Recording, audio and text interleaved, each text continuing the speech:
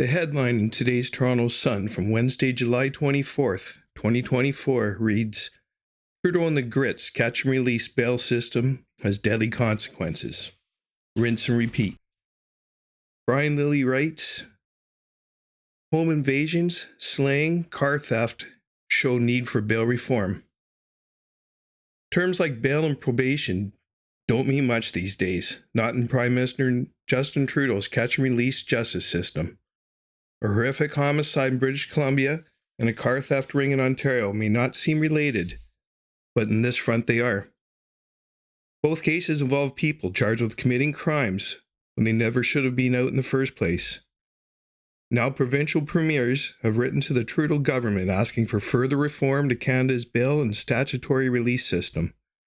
Remember, this group of premiers includes 2 New Democrats and a Liberal.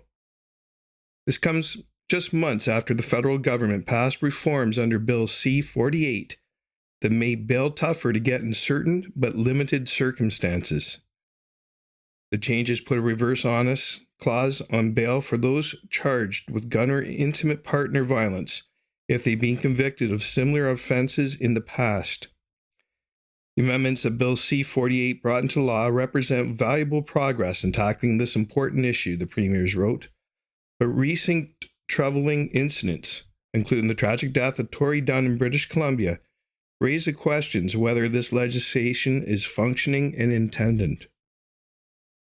Dunn was stabbed to death on June 16th in Surrey in what police described as a home invasion gone wrong.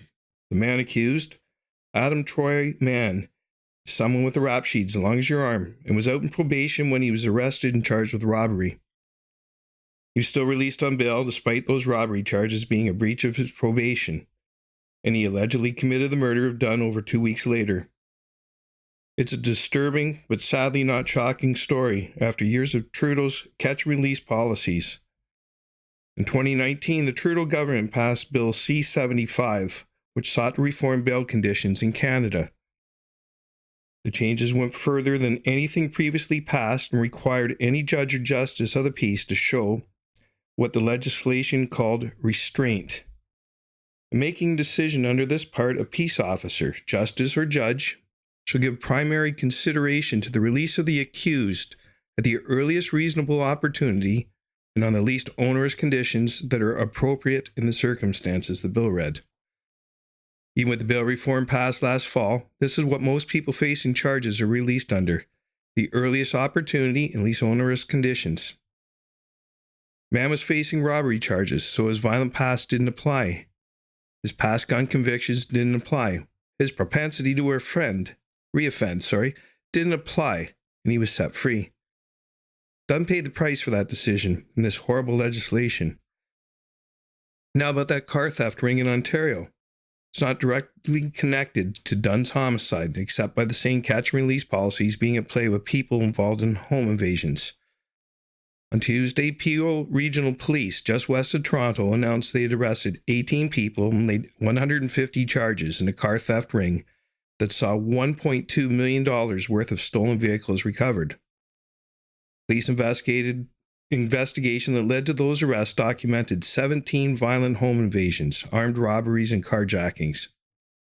If any of them got sideways like Dunn's home being invaded, we'd be talking about alleged murder. Just like the Dunn slaying, many among the 18 charged were already dealing with some form of statutory release. According to the news release from Peel Regional Police, 2 of the 18 arrested were charged with failing to comply with bail conditions, and 5 were charged with breach of probation. It is yet another example of repeat and violent offenders being released into our communities without proper consideration, the premiers wrote in their letter to Trudeau. We need serious bail reform, not just tinkering at the edges. That said, it's unlikely to happen until we reform or replace who's running the federal government. Thank you for listening. This is Jay Nickel from Ontario Cold Cases, Canada's True Crime Podcast.